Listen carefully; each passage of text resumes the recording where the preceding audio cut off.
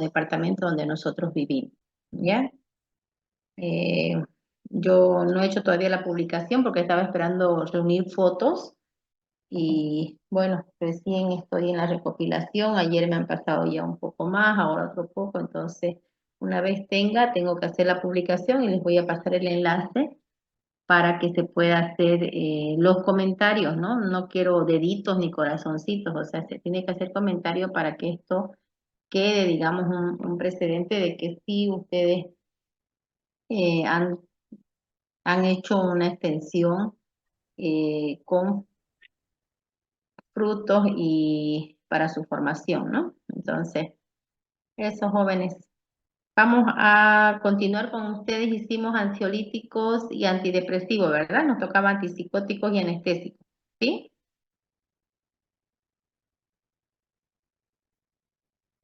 Jóvenes, hicimos ansiolíticos y antidepresivos, ¿no?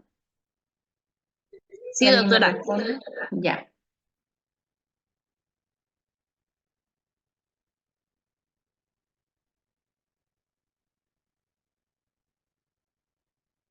A ver, está súper lenta hasta para compartir la pantalla.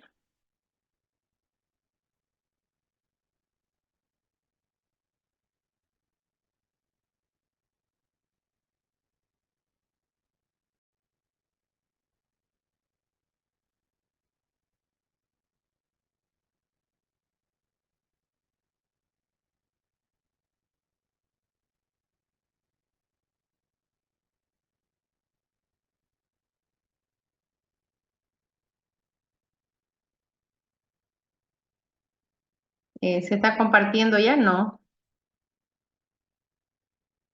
No, recién, ¿no? todavía. Creo. Ahora sí. Ahora sí, sí está lentísimo, lentísimo, lentísimo. Ya, entonces vamos a hacer antipsicóticos.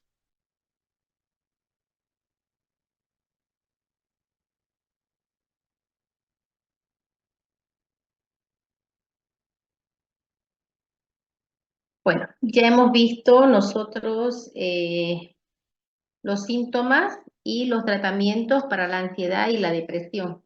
Y yo les decía a ustedes que, bueno, esto no es que uno tiene que tener primero ansiedad para tener depresión o que uno tiene que tener ansiedad, depresión para tener síndromes psicóticos, ¿no? No, no es así, digamos, ¿no? Pero a veces la ansiedad que no es tratada y que no es, digamos, reversible ante una situación, por ejemplo, de momentánea, puede llevarnos a una depresión, ¿ya? Y bueno, y ya esto también, digamos, pacientes deprimidos pueden tener diferentes finales, como hemos visto, ¿no? Hasta pensamientos suicidas, como en el caso de la depresión, ¿ya? Y en el caso ya de los pacientes psicóticos, ya es un descontrol total, digamos, eh, de la, de la actitud, digamos, de cada persona. Y además también ya tienen trastornos delirantes, ¿no? Los pacientes psicóticos. También los pacientes psicóticos tienden a hacer dañarse, ¿no? Y expresan, digamos, en sus miradas eh, rabia, dolor, ¿no?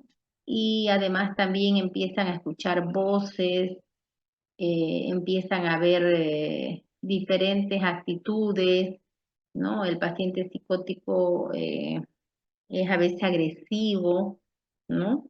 Entonces ya es un trastorno que no se puede tratar ambulatoriamente. Ya para tratar a un paciente psicótico ya sí o sí se necesita la parte clínica, se necesita internar al paciente y hacer un seguimiento farmacoterapéutico bien minucioso y bien controlado, ¿no? Y observado además. ¿Ya? Entonces, eh, Esto también es llamado, estos pacientes psicóticos, como esquizofrenia. Estos se caracterizan porque presentan distorsiones fundamentales y típicas en la percepción del pensamiento y las emociones. Tenemos esquizofrenia positivas y negativas. En el caso de la esquizofrenia positiva, estos presentan una sintomatología expresiva con pensamientos delirantes, alucinaciones, desorganización del lenguaje, de la conducta. A veces hablan, a veces ni se le entiende, o hablan solos, ¿no? El funcionamiento social suele ser aceptable, responden relativamente bien a la medicación antipsicótica. Entonces, a pesar de tener todos estos síntomas, la esquizofrenia positiva o los psicóticos positivos responden favorablemente al tratamiento farmacoterapéutico. En cambio, los síntomas de esquizofrenia, eh, los síntomas negativos, representan más bien una pérdida o disminución de las funciones normales. Ahí empieza a haber pobreza de expresión lingüística, pérdida de socialización, no quieren estar en contacto con las personas, embotamiento de las emociones, dificultad para extraer satisfacción de las situaciones objetivas agradables, o sea, ya ellos no sienten placer de compartir una fiesta, ¿no? De compartir un almuerzo familiar o un cumpleaños. El conjunto de estos síntomas suele ser más rebelde al tratamiento con los neurolépticos habituales. O sea que cuando tenemos una esquizofrenia con síntomas positivos, la terapia farmacológica va a ser más llevadera y más fácil en el control. En cambio, cuando ya hay síntomas negativos en la esquizofrenia, ya es un poco más complicado, pero igual se hace el tratamiento y el seguimiento farmacoterapéutico. ¿Cuáles son los medicamentos que vamos a utilizar en este tipo de pacientes?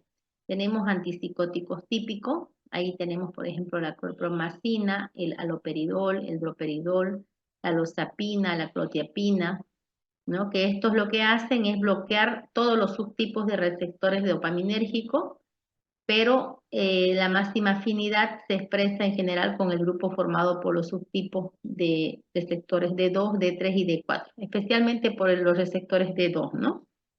Entonces, en los antipsicóticos típicos, clorpromacina, haloperidol, droperidol, losapina y clozapina. Luego, perdón, me perdí. Tenemos los antipsicóticos atípicos, se salió de acá un ratito. Los antipsicóticos atípicos, dentro de ellos tenemos la clozapina, la olanzapina, la quetiapina. Creo que alguien quiere entrar. Participantes. Admitir. Está mandando mensaje. Ya. En los antipsicóticos atípicos, entonces, clozapina, olanzapina, quetiapina, metiapina, risperidona, sulpirida y tiaprida, ¿no? Estos también hacen un bloqueo en sus mecanismos de acción de receptores D2, ¿no? Mayor selectividad por sistemas dopaminérgicos. Siguen queriendo entrar.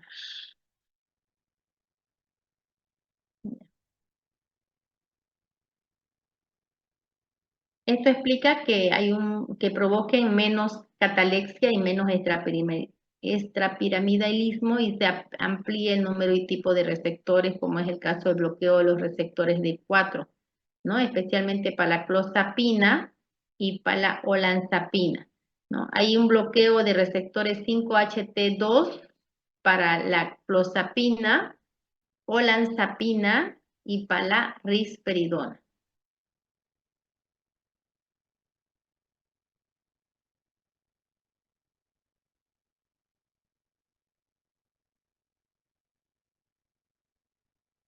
Entonces, en general, todos van a ser bloqueo de los receptores dopaminérgicos D2, ¿no? Los efectos pueden empezar a aparecer, o sea, la acción terapéutica de estos fármacos no empieza inmediatamente de administrar los medicamentos. Estos se van a ver reflejados después de una semana hasta 10 días, ¿no?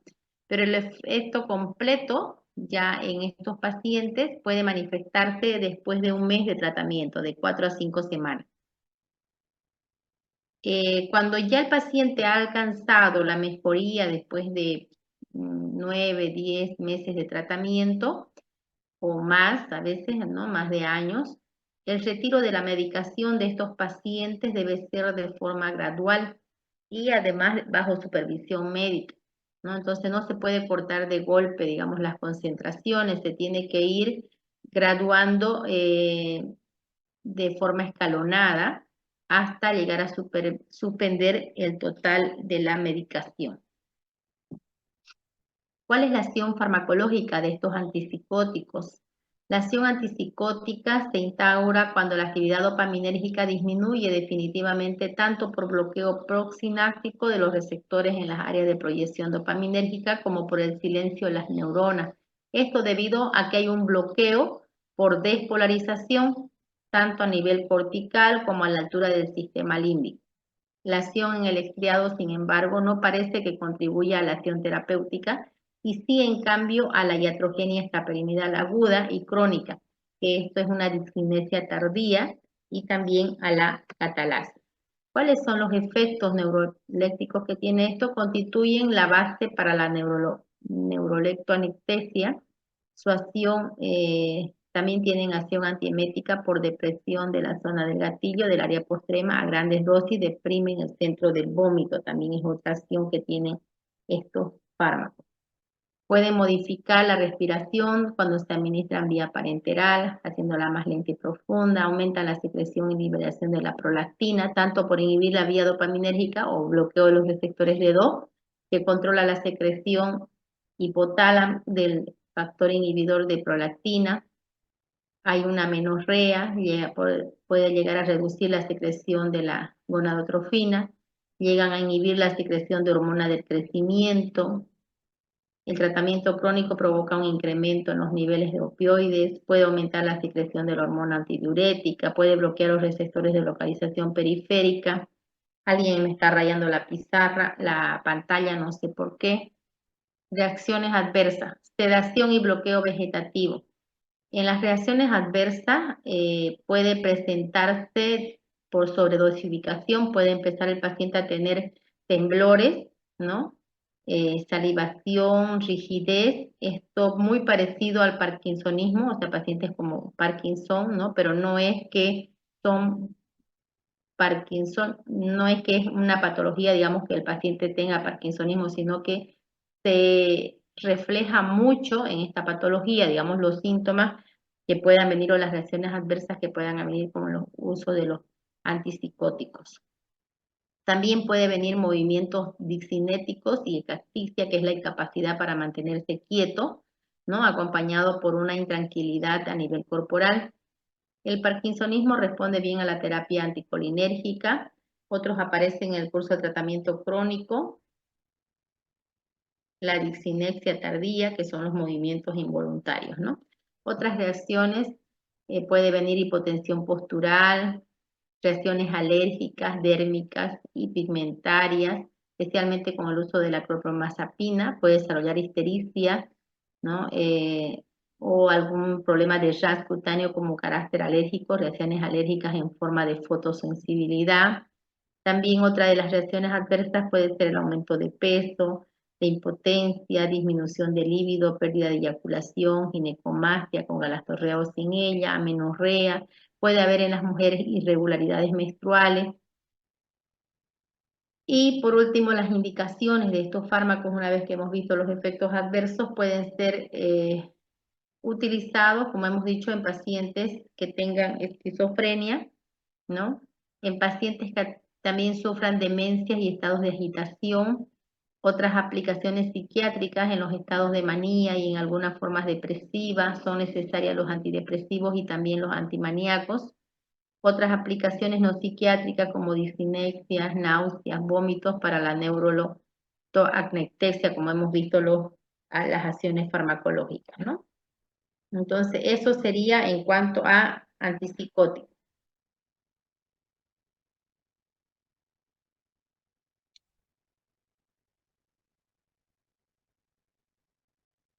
Mm,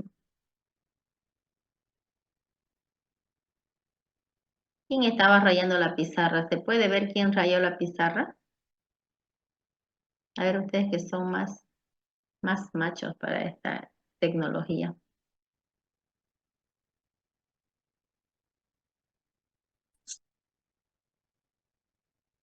Voy a hacer mis averiguaciones.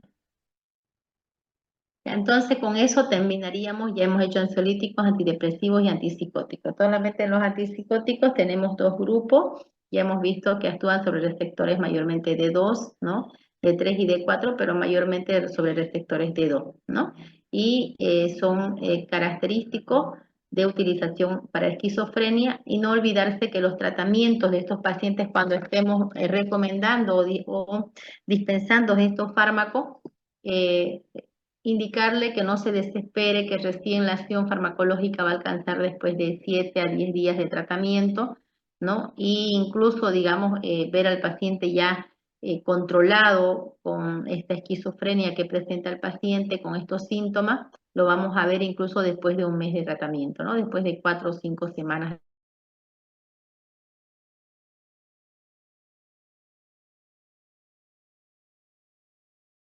El paciente no se vaya a desesperar, ¿no? En el momento de que ya está medicado, ¿ya? Ahora vamos a entrar entonces a lo que es anestésicos.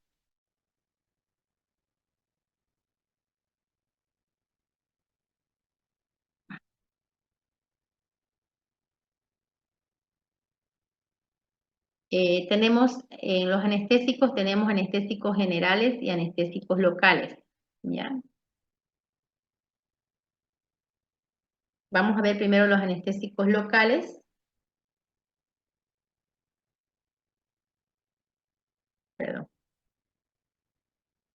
En los anestésicos locales son compuestos que van a ir a bloquear de manera reversible la conducción nerviosa en cualquier parte del sistema nervioso a la que se aplica, ¿no? Mayormente estos anestésicos locales son utilizados en enfermería, en situaciones, digamos, que son cirugías menores, ¿ya?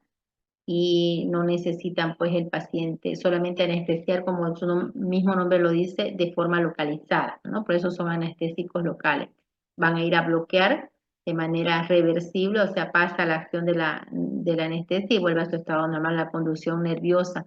Muchos utilizan también para extracción de cuerpos extraños, extracción de uñero, ¿no? Etcétera, etcétera. ¿Cuál es su mecanismo de acción de estos anestésicos locales? Van a ir a bloquear los canales de sodio dependiente del voltaje a través de la membrana en respuesta a una despolarización nerviosa. ¿Cómo lo vamos a clasificar a esto? ¿Cómo están clasificados? Perdón. La clasificación se lo hace de acuerdo a su potencia que tenga en la acción, ¿no? Y duración del tiempo que vaya a utilizarse en los pacientes. Tenemos de potencia baja y duración corta, y tenemos la procaína y la cloroprocaína, que ya no lo tenemos con registro sanitario. En la potencia y duración intermedia, estos son los más utilizados. Aquí tenemos, por ejemplo, mepivacaína, prilocaína, lidocaína, articaína. Aquí, por ejemplo, en la parte odontológica utilizan mucho la lidocaína, la mepivacaína y la articaína, ¿ya? Para hacer tratamientos, por ejemplo, de cirugías, los odontólogos utilizan bastante la articaína. A pesar de que su tiempo de duración, digamos, en el paciente es corta, pero su acción es rápida. O sea, usted va a extraer un molar, por ejemplo, ¿no? Que no son cirugías, dependiendo de la panorámica que pidan, de la radiografía panorámica que pida el odontólogo. Ahí mayormente, si no es de cirugías muy largas, colocan articaína, ¿no? O también la mepivacaína. Entonces, articaína, mepivacaína y lidocaína son las que utilizan los de odontología. Ya, anótense ahí eso, de potencia y duración intermedia, o sea, no es tan baja ni tampoco larga, digamos, ¿no? pero utilizan mepivacaína, lidocaína y articaína. Y más utilizan para cirugías la articaína. Ya para alguna restauración de alguna piecita dentaria utilizan la lidocaína, ¿no? Que esta también, la lidocaína, es la que se utiliza también en cirugías menores, ¿no? En 2 puntadas, 1 puntito, 2 puntitos, 3 puntitos, superficial, ¿no? Entonces ahí se puede utilizar también la lidocaína. Para extracción de uñeros también utilizan la lidocaína en enfermería. Esta lidocaína viene al 2%. No es la misma lidocaína que se utiliza para colocar las ampollitas que a veces se utilizan en enfermería, ¿no ves? ¿Al cuánto por ciento es la lidocaína que utilizan en enfermería para las ampollas? ¿Quién me dice? ¿Están acá o no están? Juventud. ¿Se han perdido ustedes? ¿No hay? Estamos, doctora. Ya. La que se utiliza en enfermería para colocar las ampollitas, que a veces le dicen, no, póngame con anestesia, le dicen, ¿no? Esta es al 1%. Mayormente esa vienen en ampollitas de 5 y de 10 ml. Ya esa es al 1%. Pero las que se utilizan en enfermería para sutura o extracción de cuerpo extraño, ya es la lidocaína al 2%, ya que vienen en frascos viales de 20 ml, de 30 ml y hasta 50 ml, ¿no? Dependiendo del laboratorio que los vaya a traer, ¿ya? Ahora, para odontología, ¿cuáles le dije que era?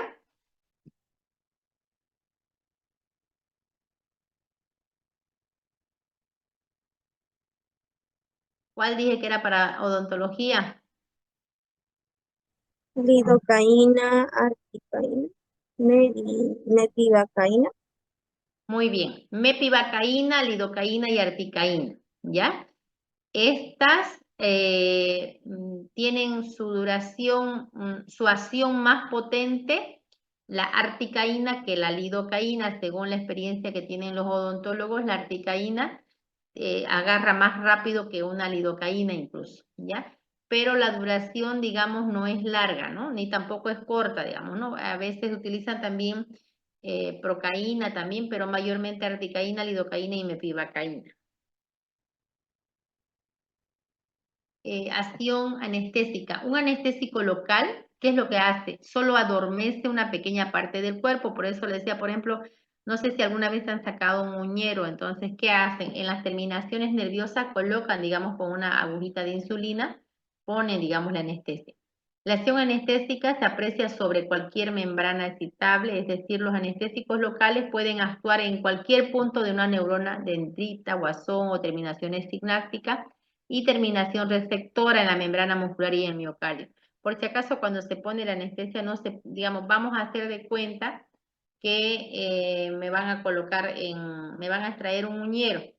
Entonces no es que voy a poner la anestesia ahí donde está el uñero, sino en la terminación nerviosa, ¿no? O sea, a un lado, ¿no? Más al fondo. ¿Ya? Probablemente este es el tipo de anestesia que se realiza que se realizará si se le realizan una intervención quirúrgica en una clínica o en un consultorio médico o consultorio odontológico. Con la anestesia local la persona puede estar despierta, ¿no? Pocas veces queda, digamos, dormida, pero puede inducir al sueño, pero mayormente la persona está despierta, ¿ya? Las reacciones adversas que puede ocasionar estas anestesias locales, secuencia temporal en función a la dosis creciente, entumecimiento perioral y lingual, aturdimiento y acúfenos, inquietud, verborrea, dificultad para pronunciar palabras. ¿Qué hay que tener cuidado en esto? Por ejemplo, tengo referencia de muchas situaciones, digamos, especialmente en la parte odontológica, que a veces van y se extraen un diente, pero el odontólogo pregunta, ¿no ha bebido estas últimas 24 horas? No, dice, ¿no? Entonces, en estas pacientes que están alcoholizadas o que tienen todavía alcohol en la sangre, cuesta un poco más que agarre la anestesia. Entonces, ellos, los odontólogos, tienen una dosis techo para utilizar pero han habido casos que incluso utilizando dentro de la ventana terapéutica la dosis, el paciente ha empezado a tener verborrea, ¿no? Que es dificultad para pronunciar palabras, ¿no? Empieza como a perderse, ¿no? Entonces es importante que el paciente sea sincero, ¿no? Y poder sacar la mejor forma posible de información en el paciente. También puede haber los nictamos, ya que es cuando la reacción adversa ya es más pronunciada, movimientos involuntarios de los ojos de un lado a otro, de arriba hacia abajo, empiezan a mirar, empiezan a tener escalofríos, espasmos musculares, incluso el paciente puede llegar a convulsionar y a quedar en coma, ¿no? Finalmente puede venir una depresión generalizada a nivel del sistema nervioso central y llega el paciente a tener coma, paro respiratorio y a veces hasta llega a la muerte. Entonces hay que tener mucho cuidado con la anestesia, no es nomás agarrar al paciente y anestesiar. No sé si yo les comenté, yo tengo una sobrina que a los 3 añitos, ¿no? Sus padres son ingenieros agrónomos, ambos, entonces ellos trabajaban por el lado del Chaco, por el lado de Camiri y Yacuiba, ¿no? Entonces lo llevaban a la niña tenían 2 hijitos en ese tiempo, ahorita son 4 sus niños, entonces lo llevaban a sus hijos en sus camionetas, pues, ¿no? A los potreros que llaman, digamos, ¿no? Donde cultivaban y cosechaban, y ese día tenían que recoger granos, entonces ellos los llevaron a los niños, y los niños estuvieron en medio de la soya, estaban recolectando soya, y ya a los 2 días de eso, de esa actividad que hicieron los padres, eh, la niña empezó a decir que le dolía el oído, que le dolía el oído, que le dolía el oído. Entonces ella lo llevó a su pediatra. El pediatra le miró el oído con un instrumento especial, ¿no? Que tenía en el consultorio y le dijo, parece que tiene como un cuerpo extraño, digamos, ¿no? Bueno, no sabe si se ha metido alguna cosa y ya ellos lo relacionaron con que se había metido tal vez una semilla de soya. Y resulta que él intentó, dice, meter la pinza y la niña gritó, entonces le dijo, la vamos a anestesiar, mm, la vamos a anestesiar, va a dormir un ratito, le vamos a poner una anestesia en vena. Le puso la vía, la anestesió ahí mismo en el consultorio y la niña no despertó. No despertó, tenía 3 añitos mi sobrina, la han traído a Santa Cruz, entró en coma, hizo un paro respiratorio, no murió, no murió. Los papás han tenido que vender casa, vender vehículos, todos se fueron a Brasil y Argentina, han estado en esos 2 países. La niña ahorita tiene 15 años, pero hasta ha ido recuperando, ¿no? Con muchas terapias. No ha recuperado el movimiento total, tiene que agarrar siempre agarrada con alguien, pero ya reconoce, ya habla, pero es la suerte de ella, ¿no? Que sus papás tienen un poco de recursos. Imagínense la gente que no tiene esos recursos, definitivamente quedan en estado vegetativo, y solo fue por la anestesia, ¿no? Por la anestesia y bueno, el médico nunca ha respondido tampoco por eso, porque realmente fue una mala praxis hacer eso en un consultorio, ¿no? Y así es, jóvenes, entonces hay que tener mucho cuidado cuando a ustedes les toque dispensar, siempre es bueno ver hasta cuánto, digamos, ¿no? Porque muchos van a estar en clínicas, en hospitales, cuando ya sean profesionales.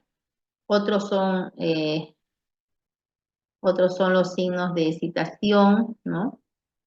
Eh, Especialmente deben tratarse estos con tiopental o diazepam, ¿no? Ya para si hubiese esos síntomas. Los accidentes cardiovasculares pueden afectar también la presión arterial, la hipotensión, reacciones alérgicas de carácter dérmico también puede venir, shock anafiláctico en los pacientes asmáticos. Las indicaciones en la anestesia superficial de la piel y mucosa se emplean soluciones acuosas en las sales de tetracaína, lidocaína y cocaína. En la infiltración pueden ser extravascular, intravenosa, el anestésico difunde al afectar las terminaciones nerviosas. En la modalidad extravascular es frecuente asociar especialmente adrenalina. para prolongar la duración de la acción, pero la adrenalina está contraindicada, ¿no? En la infiltración, por ejemplo, de manos, pies, dedos, para evitar isquemia, así como enfermedad coronaria cuando hay dificultades de irrigación sanguínea en el área afectada. El bloqueo nervioso y troncos nerviosos consiste en la introducción de esta solución respectivamente en el espacio epidural y el espacio subaracnoideo, que se encarga de la distribución en el líquido cefalorraquídeo del canal raquídeo a nivel torácico, lumbar o caudal, que es la que utilizan especialmente cuando hay las cesáreas, digamos, ¿no? O los partos sin dolor. Ahora, las anestesias generales, ya el objetivo es dejar a la persona completamente inconsciente, ¿no? Dormida, mantener en este estado durante la cirugía con pérdida de conciencia y de reactividad a estímulos dolorosos intensos. Esta diferencia de las anestesias locales es que el paciente ya se duerme, ¿no? Claro que tiene que ser reversible, termina la cirugía y bueno, tiene un tiempo y tiene que despertar el paciente.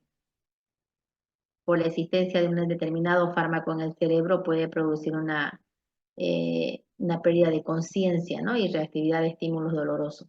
Su mecanismo de acción actúan potenciando de forma alostérica la acción inhibitoria del GABA.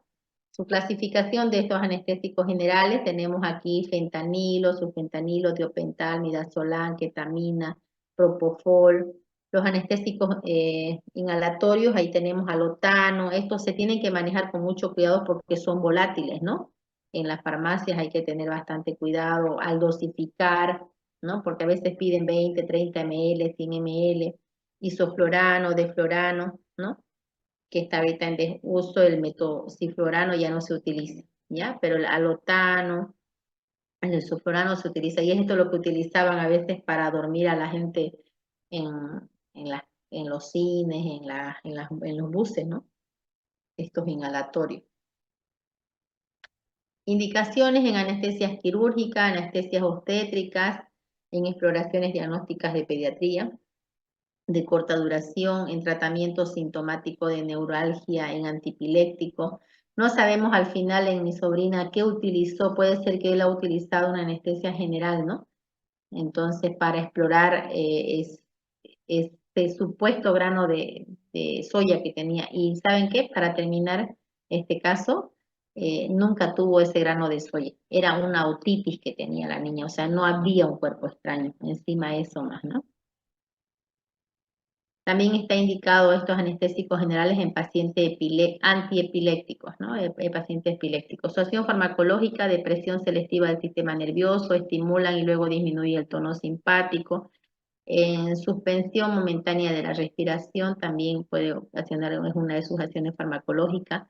Puede provocar hipotensión o hipertensión también. Puede haber hiperglicemia, relajación de la musculatura esquelética, hipotermia por depresión de los mecanismos reguladores. Por eso es que cuando salen de la cirugía los pacientes empiezan a sentir frío, ¿no ves? Siempre salen con colchita, entonces porque empiezan a temblar, ¿ya? Es debido a su acción farmacológica que tienen estos anestésicos. Las reacciones